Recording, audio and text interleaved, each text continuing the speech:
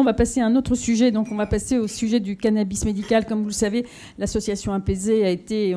Nathalie m'a sorti des photos de 1900. Non, pas depuis 1900 quand même. Hein, pas dans notre siècle, mais de 2019, où j'étais en photo sur la grande couverture de l'Humanité, l'UMA, hein, pour montrer le combat. Donc, pour dire que le combat, il ne date pas d'aujourd'hui. Et là, on est maintenant sur les résultats, hein, de l'expérimentation. Donc, Nathalie Richard, que je vous... Bon, Nathalie Richard a 18 minutes et il y a un petit voyant vert qui va se déclencher. Vous voyez, on les met sous pression quand même, nos orateurs. Donc, Nathalie Richard est directrice du projet Cannabis médical à la NSM et également directrice de... Tu vas te présenter. Voilà. Est-ce que ça marche, celui-là ? Par contre, pour passer les diapositives, ouais. C'est la petite chose, là, ouais. Merci. Ouais, merci beaucoup. Oui, merci beaucoup. Merci beaucoup, Mado. Merci beaucoup de l'invitation, déjà. Je suis vraiment très honorée d'être ici. Et vraiment, je vous remercie. Je te remercie en particulier de m'avoir invité pour intervenir sur le cannabis médical. Donc, comme je le disais, toi, tu participes à 2 groupes de travail de la NSM, donc sur le cannabis médical, depuis un certain temps. Hein. De toute façon, je vais en parler un petit peu au niveau de l'historique de cette expérimentation. Donc vraiment, merci beaucoup de me donner l'occasion d'intervenir sur ce sujet-là, parce qu'effectivement, il y a un peu de nouveau en plus sur le cannabis médical. Alors, je vais juste rappeler que le cannabis en France est interdit, c'est un stupéfiant. Enfin, c'est pas parce que c'est un stupéfiant que c'est interdit, mais c'est aussi un stupéfiant. Parce qu'il présente des risques pour la santé publique, des risques d'abus de dépendance, qui fait l'objet de trafic illicite, qu'il n'y a pas de preuves robustes de son efficacité, il y a extrêmement peu, il n'y a pratiquement pas d'essais cliniques rigoureux sur l'efficacité du cannabis médical. Et alors le cannabis médical, en fait, il a disparu de la pharmacopée. Il a disparu de la pharmacopée pendant 50 ans, et ce qui fait qu'en France, en fait, toutes les opérations concernant le cannabis étaient interdites. Donc ça, c'est un point important. Et l'autre point important, c'est que même au niveau international, en fait, le cannabis figurait sur un tableau qui interdisait, qui indiquait qu'il n'y avait aucun intérêt en thérapeutique. Et récemment, donc le cannabis a changé de tableau, ce qui fait qu'on peut l'utiliser aussi à des fins thérapeutiques maintenant. Alors concernant l'expérimentation du cannabis médical, hein, comme le disait Mado, donc ça fait à peu près ça fait maintenant depuis 2018 que le cannabis médical, les travaux ont été initiés. Alors, il y avait bien sûr une demande forte des patients, des sollicitations du monde médical sur le cannabis, du monde politique et économique, pardon. Et alors, ce qui s'est passé aussi, et ça a été assez, on va dire, marquant, c'est l'audition par Olivier Véran, qui à l'époque était en fait président de la commission des affaires sociales à l'Assemblée nationale, qui avait auditionné à peu près toutes les parties prenantes relatives au cannabis, et ça avait bien déclenché les choses. Alors bien évidemment, on n'est jamais forcément les premiers sur tout, et donc le cannabis médical également, existait, notamment au Canada depuis 20 ans, dans de nombreux pays. Et donc il fallait traiter cette question indépendamment de celle de l'usage du récréatif du cannabis. Et contrairement aussi à ce qu'a dit Mado au début, en fait, le cannabis médical est un médicament. On a dit qu'on ne parlait pas de médicament, mais c'est un médicament. Médicament traditionnel. Oui, tout à fait. Non, mais voilà. Et donc, c'est la raison pour laquelle c'est la NSM aussi qui s'est saisie de ce sujet-là. Et donc, les travaux ont bien porté sur la plante de cannabis. Hein. On n'est pas sur le CBD, on n'est pas sur le THC, on est bien sur le cannabis, la plante. Alors, juste une précision, on est sur une expérimentation. Une expérimentation, ce n'est pas un essai clinique. La dernière expérimentation dont vous avez peut-être entendu parler, c'est l'obligation du port d'uniforme chez les collégiens. Donc ça, c'est une expérimentation.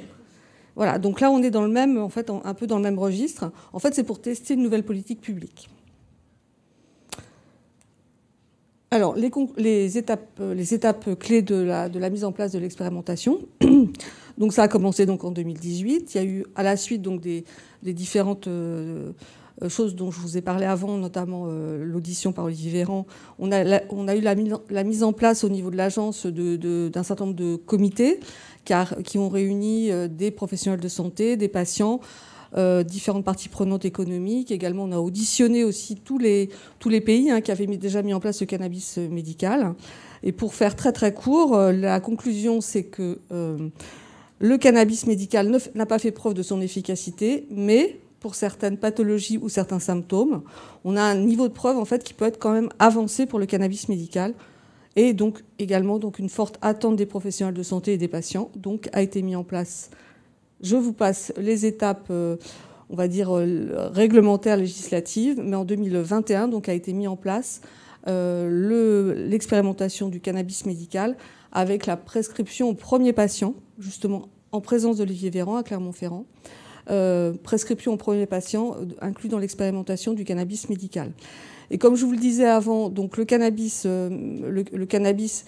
est interdit, toutes les utilisations du cannabis sont interdites, ce qui fait qu'il a fallu modifier la loi pour mettre en place cette expérimentation. Donc il y a eu un décret en Conseil d'État qui a permis justement qu'on puisse utiliser le cannabis à des fins médicales dans cette expérimentation. Alors qu'est-ce que ça impliquait cette expérimentation ? Donc modifier la loi et la réglementation française. Et ce qu'il fallait absolument, parce que bien sûr, énorme crainte sur le cannabis d'une façon générale par rapport à tout ce qui est risque d'addiction, de trafic, etc. Donc il a fallu mettre en place on va dire un cadre très strict et sécurisé, avec un contrôle des produits, un circuit de prescription et délivrance extrêmement précis et rigoureux, et bien sûr, donc, du coup, les conditions pour éviter le trafic illicite. Donc on a sécurisé la prescription, donc avec une initiation par des médecins hospitaliers dans un premier temps, avec possibilité de relais par des médecins généralistes. Bon, c'est pas franchement couronné de succès pour l'instant d'ailleurs. Et par contre, une sécurisation de la délivrance, là on est sur un stupéfiant, donc alors délivrance par une pharmacie d'officine possible tout de suite, par une pharmacie hospitalière également. Et ce qu'on a voulu mettre bien évidemment en place aussi, c'est un suivi des patients. Il n'était pas question qu'on délivre du cannabis médical sans bien sûr suivre les patients. Et donc ce qui a été mis en place, c'est aussi un peu quelque part exceptionnel, c'est qu'on a mis en place un registre de suivi des patients. Donc chaque patient inclus dans l'expérimentation cannabis médical figure dans ce registre. Et dans ce registre, on voulait à la fois tester en fait les conditions de prescription et de délivrance, le circuit, mais également, ce registre a permis de recueillir des données cliniques. Donc on a travaillé avec des médecins spécialisés dans les différentes indications, pour mettre en place donc, un certain nombre d'échelles à tester pour renseigner ce registre et avoir des données cliniques sur les patients. Et bien sûr, ce qu'il fallait faire aussi, c'est évaluer l'expérimentation. Alors, à qui est destinée cette expérimentation? Donc on a 3000 patients en file active. Bon, je vous montrerai à la fin le nombre de patients qui ont été inclus depuis le début. Donc c'était 3000 patients en file active, donc suivis. On n'est pas sur, bien sûr, une première attention de prescription. On est dans une situation, alors c'est pas forcément en dernier recours, mais voilà, on n'est pas en premier recours en tous les cas. Et on a donc 5 indications thérapeutiques pour l'expérimentation. Les douleurs neuropathiques réfractaires, l'épilepsie, des épilepsies réfractaires également, certains symptômes rebelles en oncologie, alors pas dans le traitement du cancer, parce que ça nous a été aussi demandé, pas dans le traitement du cancer, mais dans le traitement des effets indésirables des médicaments anticancéreux ou certains symptômes qui sont liés au cancer, les situations palliatives et la spasticité douloureuse de la sclérose en plaques et des autres pathologies du système nerveux central. Donc ça, ce sont les 5 indications de l'expérimentation. Alors, les médicaments, alors ça, c'est bon, c'est toujours vert. Donc on a utilisé, alors tout ce qui concerne le cannabis en France, est interdit, ce qui fait que bien sûr on n'a pas de cannabis médical en France. Donc qu'est-ce qu'il a fallu faire? Il a fallu travailler avec des producteurs étrangers de cannabis médical. Et c'est ce qu'on a fait avec en particulier l'Australie, Israël. Et à l'époque aussi, il y avait le Portugal. Donc, en fait, ce sont ces producteurs étrangers qui ont fourni le cannabis médical en France. Et chaque producteur était, entre guillemets, couplé avec un laboratoire pharmaceutique français de façon à assurer la pharmacovigilance, l'importation, les différents aspects qui étaient nécessaires pour mettre en place l'expérimentation. Ce qui est important aussi, c'est que là, on est bien sur des médicaments. On n'est pas sur des médicaments avec autorisation de mise sur le marché, mais on est bien sur des médicaments. Le cannabis médical correspond bien à la définition du médicament. Voilà. Donc ça, c'est également important. Ce qui fait qu'en plus, il fallait que ces médicaments, ce cannabis médical, suivent en fait un certain nombre de critères et de critères de qualité pharmaceutique.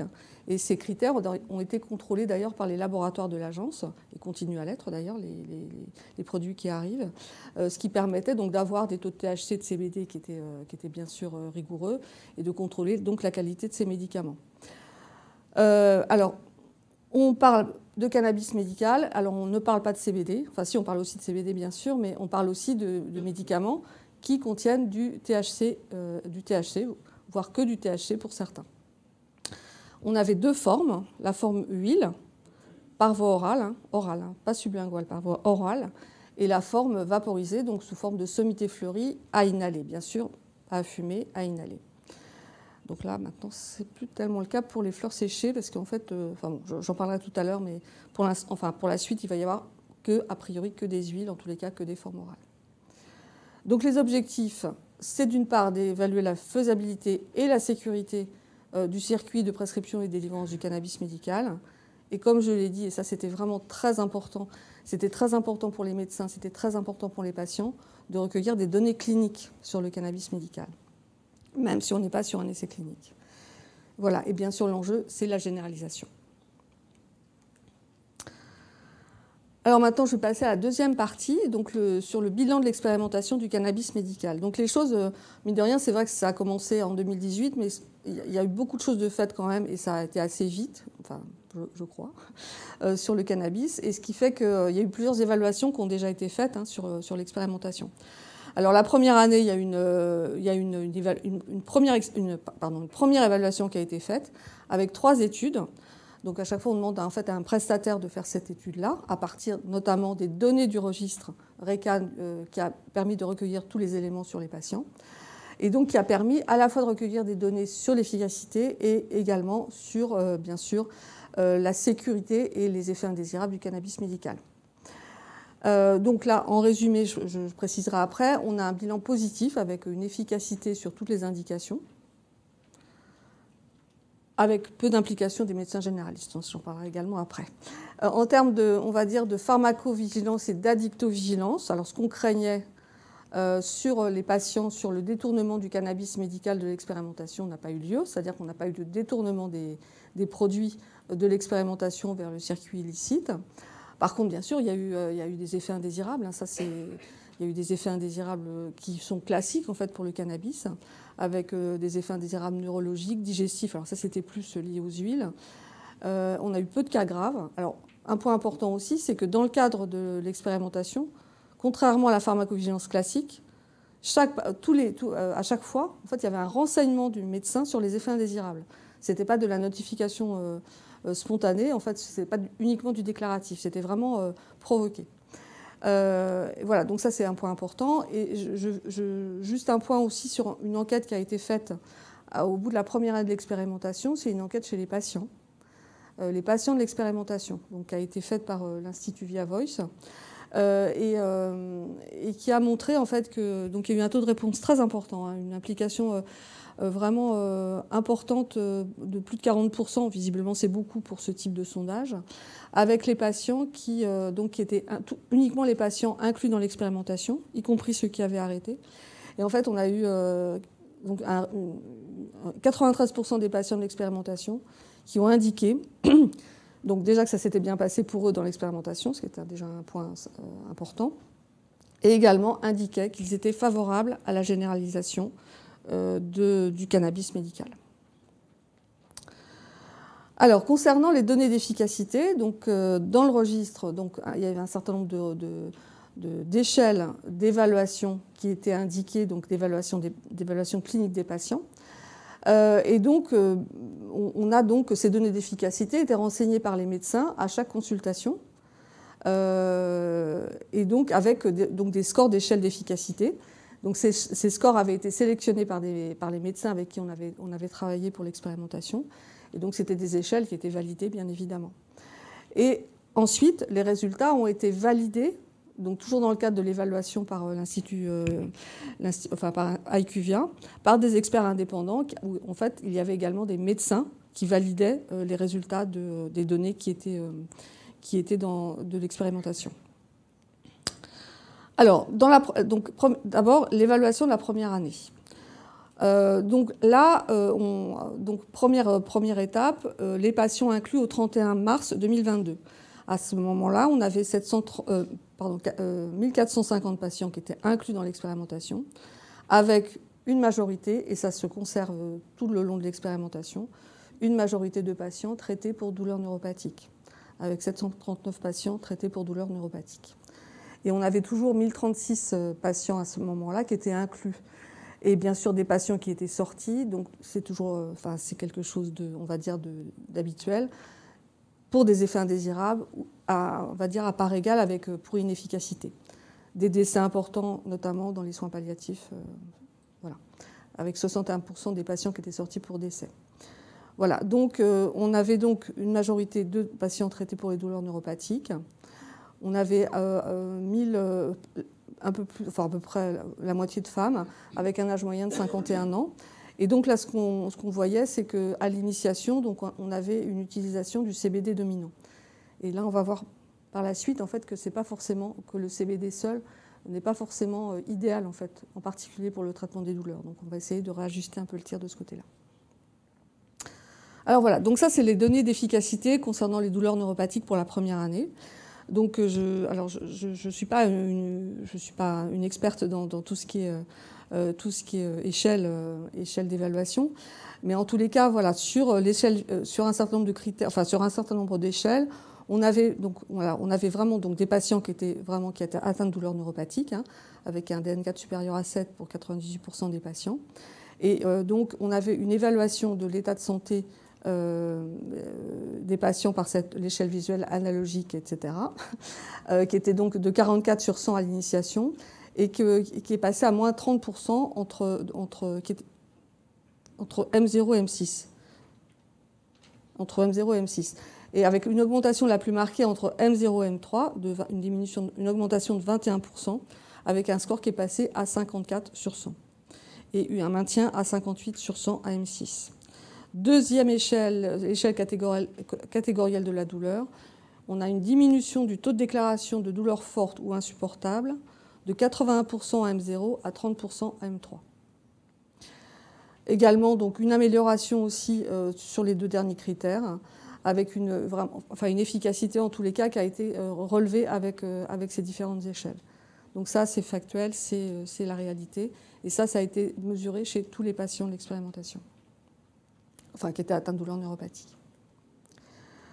Deuxième année, poursuite de l'expérimentation, autre évaluation au bout de 2 ans et autre évaluation des données d'efficacité au bout de 2 ans. Là, on avait donc plus de patients, on avait 2540 patients qui ont été évalués dans le cadre de cette deuxième évaluation. Et également, là, on a eu la confirmation des résultats positifs dans toutes les indications, bien sûr douleurs neuropathiques, et donc avec une amélioration de l'état de santé des patients et des symptômes associés dès 3 mois de suivi. Et là, ce qui était important, alors on n'était pas content au début parce que l'expérimentation, elle a dû être prolongée d'1 an, parce qu'il n'y avait pas assez de données apparemment, mais en fait, ça nous a permis de voir que l'efficacité se maintenait dans le temps. Et ça, c'est un point important, c'est-à-dire que pour certains patients, on a une efficacité du cannabis médical qui va se maintenir jusqu'à 18 mois de traitement. Voire plus, puisque là, on est en train de continuer de toute façon. Mais là, en tous les cas, ce qu'on a vu, c'est que dans les cohortes, et dans les cohortes, en particulier la cohorte des patients atteints de douleurs neuropathiques, on avait vraiment une amélioration, donc une efficacité qui était montrée avec une persistance dans le temps de cette efficacité. Donc ça, c'était très important aussi à relever. Alors, même chose que ce que je vous ai présenté pour la première année, donc toujours pareil, sur 2540 patients, plus de la moitié traités pour des douleurs neuropathiques, toujours les mêmes taux pour les sorties de l'expérimentation, inefficacité, effet indésirable. Alors, je vous ai quand même, j'en ai pas trop parlé jusqu'à présent parce que c'est vrai ici on est plus, on va dire, sur les douleurs neuropathiques. Mais c'est vrai qu'en tous les cas, sur les autres indications également, et notamment la sclérose en plaques, on a également, en fait, sur toutes les indications, on a, et ça c'est objectivé par des échelles, hein, c'est objectivé par des échelles qui sont renseignées à chaque consultation des patients. On a une amélioration au niveau de la CEP, donc avec une diminution du nombre de spaces et de la raideur, une diminution du nombre de crises épileptiques pour les patients épileptiques. En oncologie, on a aussi bien sûr, alors il y avait d'autres critères, il y avait d'autres échelles d'évaluation, une diminution de la douleur, une diminution de la gravité des nausées, des douleurs les plus sévères, pardon, une amélioration des troubles du sommeil, donc également avec des échelles, les soins palliatifs également, avec également bien sûr une diminution de la douleur, une amélioration de l'état de santé, une diminution des dosés, des troubles du sommeil également. Voilà. Et dans les douleurs neuropathiques, comme je l'indiquais, on a 101 patients, qui ont été suivis 18 mois, avec une tendance similaire d'une diminution des douleurs, avec une évolution donc des scores et une amélioration de la... Je pense que c'est fini. Avec un maintien donc, sur 18 mois. Donc ça, c'est important.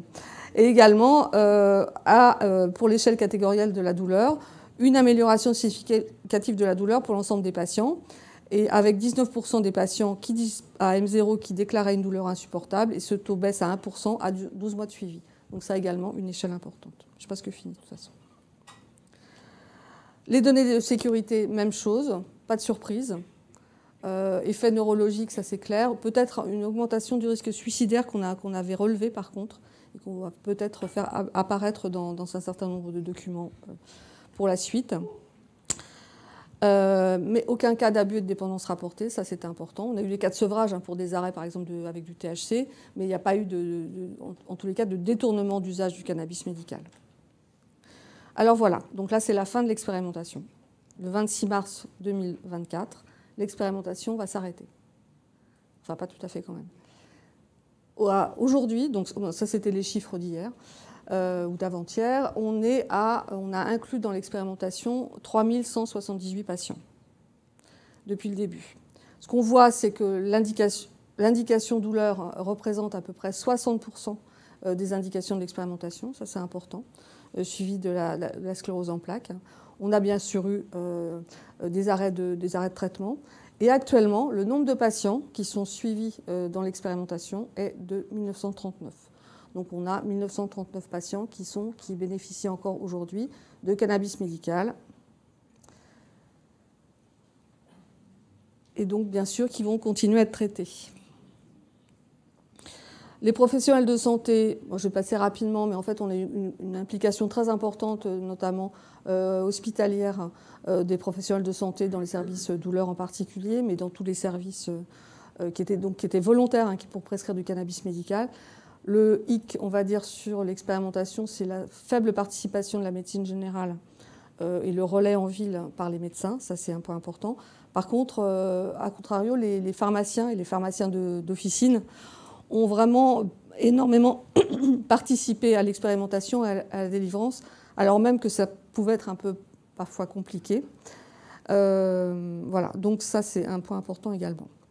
Alors, c'est la dernière diapositive. Maintenant, qu'est-ce qui se passe ? Donc, on a, comme je vous le disais, donc on a quand même eu quelque chose de, enfin, c'est pas quand même, hein, mais quelque chose de très positif lors de la loi de financement de la sécurité sociale pour 2024, c'est que le cannabis médical va rentrer dans le droit commun. Donc ça, c'est un point important. Donc suite aux résultats, ah non, pardon, ça c'est, je peux revenir à la diapo d'avant ? Oui. Suite aux résultats, donc il a été décidé donc que le cannabis médical maintenant, et à partir du 1er janvier 2025, aura un statut ad hoc, un statut spécifique, comme dans beaucoup de pays d'ailleurs. Donc ce ne sera pas une autorisation de mise sur le marché, ça sera une autorisation qui sera délivrée par l'Agence du médicament, avec un certain nombre d'éléments qui seront différents de ce qu'on demande pour une AMM. Il y aura des autorisations spécifiques pour les médicaments à base de cannabis médical.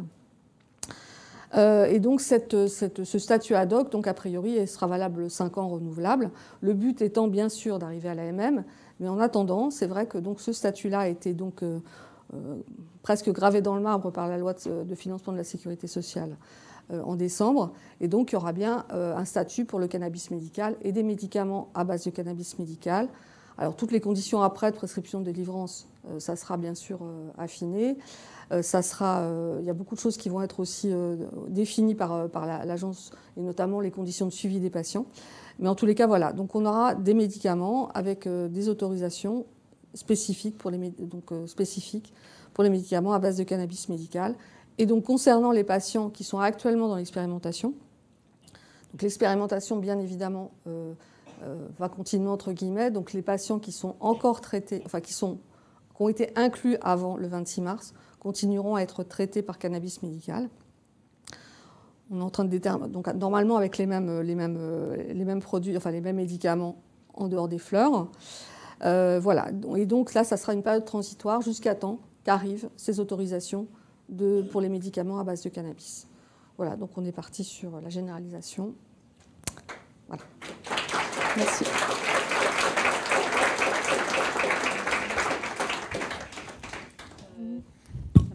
Oui, merci Nathalie, vraiment de cette revue de 4 ans de travail, de 5 ans de travail. Je ne sais même plus, depuis 2018, on est sur l'affaire. Il y avait peut-être des questions dans la salle. À préciser qu'il y a eu une forte mobilisation de l'équipe en fait, de ce comité. Hein. On nous a encore demandé si on voulait bien faire partie du comité de suivi suivant. Et tout le monde a répondu oui. Parce qu'on est devenus tous des bons... On est dans la même bataille depuis un certain temps. Donc, les médecins sont tous des médecins certains que vous connaissez, mais des médecins pour nous, de la douleur, et avaient participé à l'élaboration, en particulier des échelles nadinatales en ce qui concerne les douleurs neuropathiques. Est-ce qu'il y a des questions ? J'avais juste une précision, parce que j'en ai peut-être pas assez parlé.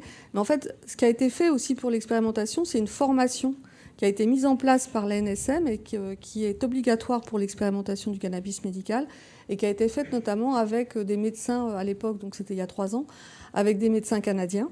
Et on va certainement revoir les modalités d'ailleurs de cette formation qui, avec l'expérience française, va permettre de faire évoluer aussi, par exemple, l'utilisation du THC, qui est peut-être un petit peu sous-utilisé dans le cadre de l'expérimentation. Est-ce qu'il y a des questions dans la salle ? Oui, Steven. Je ne sais pas, il y a des micros, on va passer les micros. Bonjour, Steven Knafol, je suis neurochirurgien à Bicêtre. J'avais une question sur les chiffres d'efficacité. J'ai bien compris que ce n'était pas un essai clinique, mais au final, sur les 3000 patients inclus, il y en a à peu près 2/3 qui ont poursuivi la prise, on va dire au moins, je ne sais pas quelle durée moyenne, mais vous avez présenté 101 patients pour lesquels vous aviez 18 mois de recul. Comment on explique ce différentiel entre le nombre d'inclus au départ et le nombre de patients analysés pour l'efficacité à 18 mois ? Et est-ce que, un peu dans l'esprit d'un essai clinique, on a des chiffres d'efficacité sur l'ensemble des patients qui ont démarré l'expérimentation ? Parce que ce qui compte pour le médecin qui prescrit, c'est finalement quelle est la chance que le patient réponde bien ?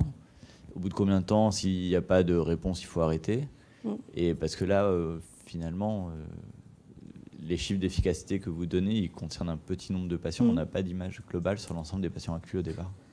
Alors il y a un rapport qui a été rendu au gouvernement. Alors moi, j'ai pas indiqué tous les éléments. Je pourrais vous les donner plus précisément. C'est vrai que là, on est sur des patients qui sont par contre pas en dernière ligne de traitement, mais on est sur des patients qui ont déjà eu beaucoup de traitements et qui sont parfois extrêmement atteints dans leur pathologie. Donc c'est vrai qu'il y a eu assez peu de patients. Après, c'est vrai que pour le détail de cohorte, je pourrais vous donner les résultats, alors sachant que malheureusement, ces résultats, pour l'instant, n'ont pas été publiés officiellement tous. Votre question, c'est quoi ? Non, mais en gros, c'est d'estimer sur l'ensemble des patients qui ont initié l'expérimentation. Je pourrais vous en donner tout cas, le chiffre. au moins sur les 2/3 qui n'ont pas arrêté de façon précoce pour Enfin, normalement, il faudrait inclure le tiers qui a arrêté pour inefficacité ou effet secondaire dans l'évaluation. C'est un peu pointu, là, je regarderai dans le... Et peut-être qu'il y aura, j'imagine, une publication scientifique, je ne sais pas. Alors, normalement, oui, le but, c'est de faire une publication scientifique sur les résultats, mais oui, on a eu des soucis par rapport à la publication des données complètes, en fait, sur le rapport. Merci. Des questions,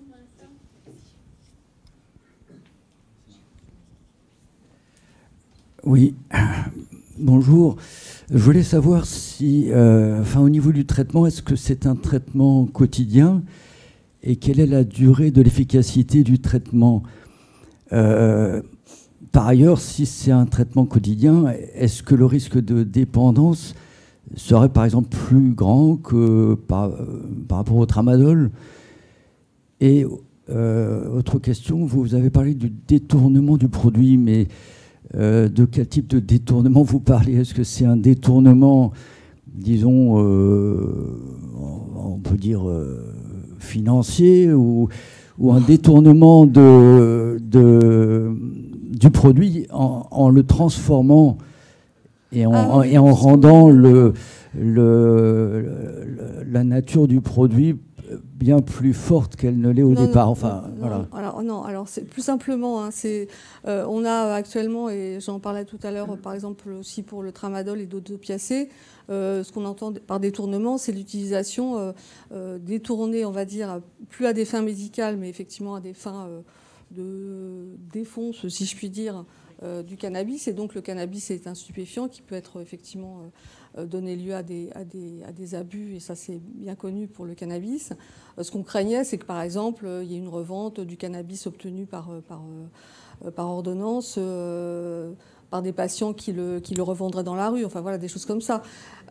C'est pas ce qui s'est passé, on n'a pas eu de trafic, c'était tellement, on va dire, le cadre était tellement défini, et on est vraiment sur un... Alors, vous me direz, la prescription n'exclut pas le détournement des médicaments. On le voit bien évidemment avec les opiacés en particulier, et par exemple les benzodiazépines également. Mais malgré tout, voilà, on craignait... le risque d'abus et de dépendance avec le cannabis, il est réel.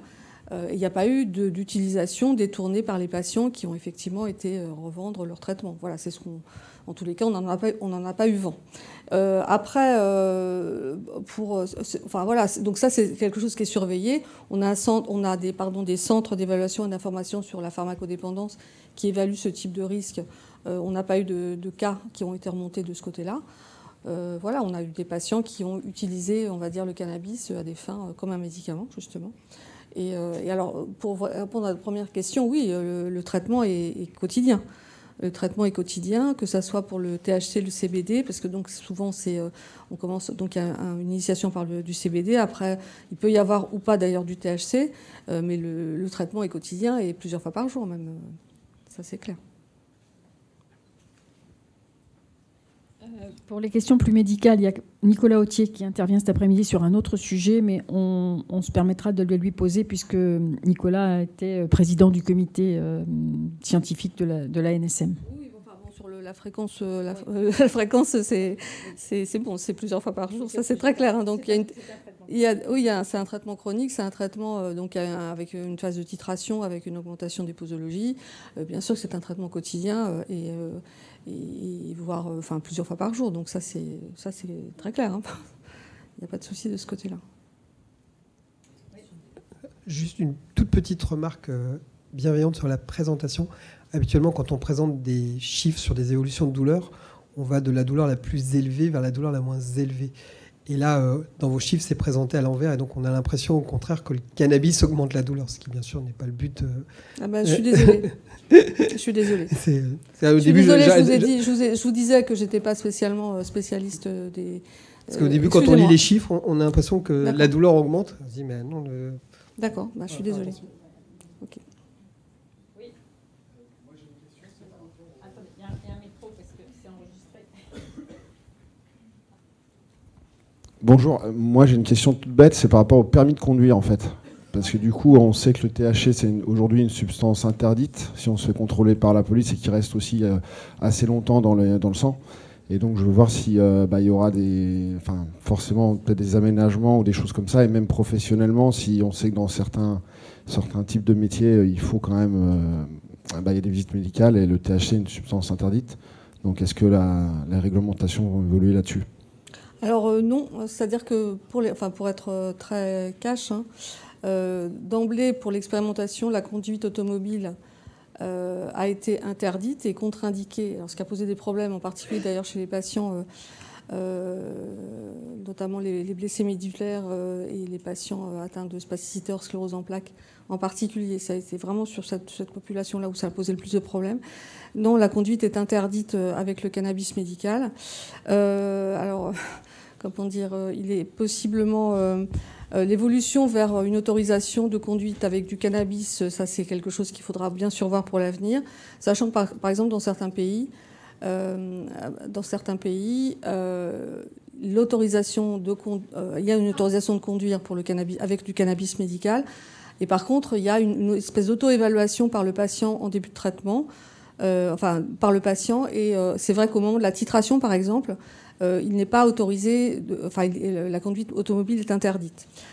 Donc voilà, j'ai envie de dire, vu l'ambiance générale sur le cannabis en France, il semble un peu compliqué de faire en tous les cas pour l'instant évoluer les choses, mais forcément ça reviendra sur le devant de la scène quand il y aura une généralisation. Mais là pour l'instant c'est vrai qu'il y a une contre-indication liée aux effets psychoactifs bien sûr du cannabis. Et sur la vigilance. J'ajouterais que c'est une des grosses luttes des associations. C'est effectivement un des sujets sur lesquels ça a chopé complètement et sur lequel on a malheureusement été obligé d'arrêter, sinon ça n'entrerait pas dans le droit commun. De même sur les fleurs, les sommités fleuries, qui ne seront pas dans le droit commun.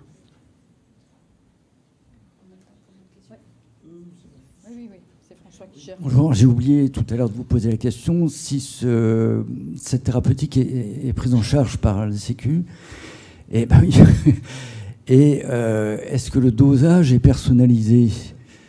Oui. Alors, prise en charge par la Sécu, depuis le début, l'expérimentation ne coûte rien du tout aux patients dans le cadre de l'expérimentation. Même les 2 premières années de l'expérimentation, le cannabis a été donné par les producteurs de cannabis médical et par les exploitants. C'est-à-dire que pendant 2 ans, le cannabis a été fourni gratuitement. La 3e année, donc, il y a eu par contre des négociations avec les laboratoires pour continuer à fournir. Et après, bien sûr, alors, au niveau de la prise en charge par l'assurance maladie, c'est quelque chose vraiment qui va être débattu. Mais en tous les cas, c'est bien sûr, il en est bien sûr question. Mais ça, c'est un petit peu prématuré pour le dire. Et l'autre question, je ne sais plus. Ah oui. Ah bah oui. Alors là, pour le coup, s'il y a bien un dosage personnalisé, c'est la difficulté, on va dire, et c'est la raison aussi pour laquelle il a été mis en place une formation pour les médecins, parce qu'il y a une phase de titration extrêmement qui est assez variable en fonction des patients, et cette phase de titration, elle est clairement vraiment personnalisée par patient, avec une augmentation progressive, avec une introduction ou pas du THC. Donc ça, c'est vraiment des choses qui sont... c'est une titration qui est extrêmement pointue et par patient. C'est vraiment, là pour le coup, c'est une titration hyper personnalisée et une prescription personnalisée. Oui. Je voulais juste poser la question, parce que vous dites qu'il y a dans d'autres pays, le cannabis médical est utilisé. Et pourquoi ne pas s'être appuyé sur les résultats, puisque visiblement ils ont une expérience plus importante que nous ?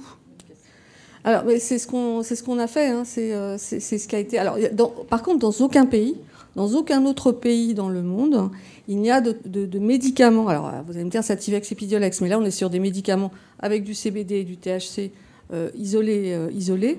Mais en fait, tous les pays sont un peu dans le même cas, c'est-à-dire qu'il n'y a pas de médicaments avec autorisation de mise sur le marché pour donc les médicaments à base de cannabis.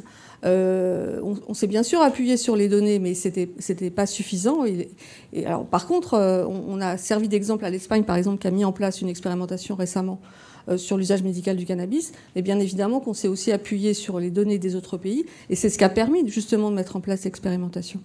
c'est d'avoir justement quand même si on n'avait pas de résultats cliniques extrêmement, d'essais cliniques solides, malgré tout, c'est ça aussi qui a permis de pouvoir utiliser le cannabis médical. Donc, quelque part, on s'est appuyé sur les résultats des autres pays.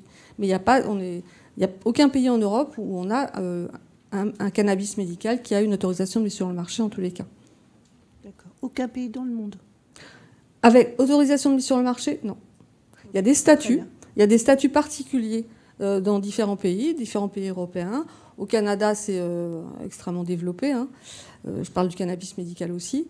Mais non, on n'a pas de médicaments avec AMM dans aucun autre pays. Est-ce qu'il y a d'autres questions? Oui, Mylène.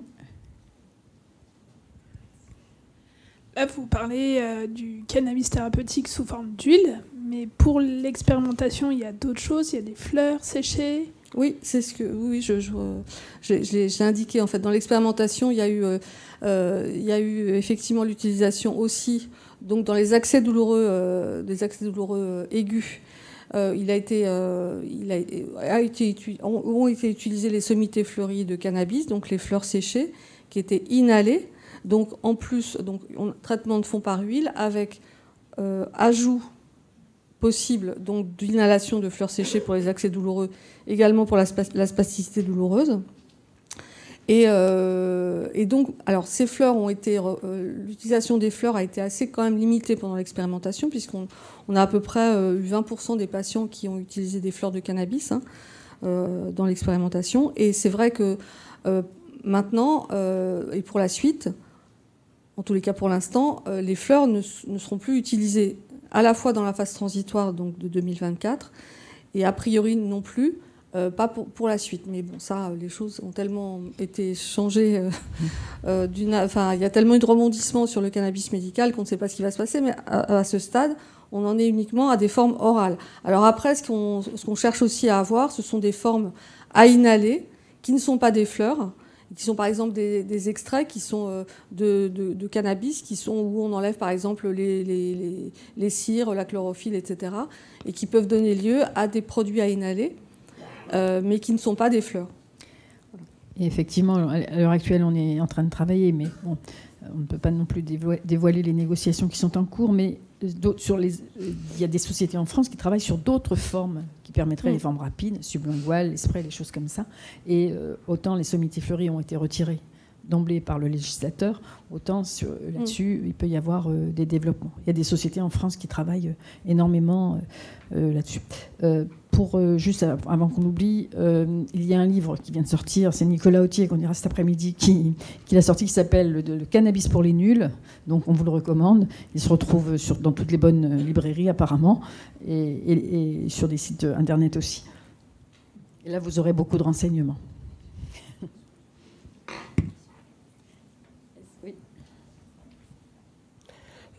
Excusez-moi, oui, bonjour et merci pour votre intervention.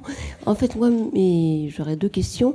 C'est donc à quel moment, donc, nous, puisque nous ne faisons pas partie de l'expérimentation, on pourra envisager un traitement par le cannabis ? Alors, c'est vrai que maintenant, il y aura, à partir du 26 mars, donc, il n'y aura plus d'inclusion dans l'expérimentation. Donc ça, c'est clair. L'utilisation du cannabis médical va continuer pour les patients déjà inclus.